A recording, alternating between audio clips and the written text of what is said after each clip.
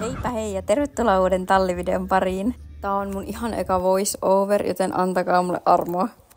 Tässä videossa mä ratsastan mun hoitohevosella Kullalla. Hevosihmiset varmasti huomasi ton mahan koon. Kulta ei kuitenkaan ole tiineenä, vaan sillä on erkaantuneet vatsalihakset. Tosta ei ole kuitenkaan ollut haittaa Kullan liikkumiselle, joten me ollaan voitu käydä muutamia kertoja viikossa ratsastaa.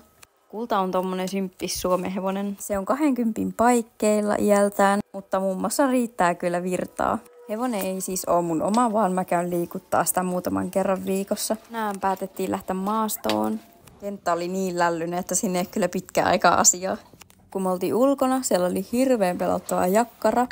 Ja mun piti käydä sisältä hakea uusi, että mä pääsin selkään. Ja kattokaa kuin sepö otsis. Oli niin ihana valosaa, vaikka oli jo kello 7. Huomaan noista Kullan korvista, että sekin tykkää maastoilla.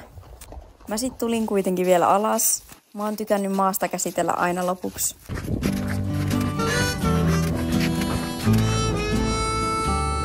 Nyt on tyytyväisen näköinen hevonen. Tai en tiedä, johtuuko se siitä, että tää hevonen tietää, että se saa mässiä. Kullalla kiihtyy joka kerta kaaramoottori, kun käännytään tallille. Vettä meni joka paikkaan, paitsi tonne sankkoon. Oli kuitenkin vissiin ihan hyvää. Mä kävin tässä sen syödessä viemässä vielä noin varusteet ja otin omat kamat pois. Mä kävin vielä laittamaan Kullan pihalle.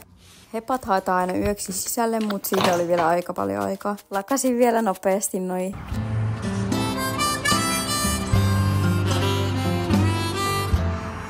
Kiitos kun sä katsoit tän tänne asti. Kerro ihmeessä, jos haluat lisää tämmöisiä videoita. Mä itse tykkään katsoa aina näitä. Heippa!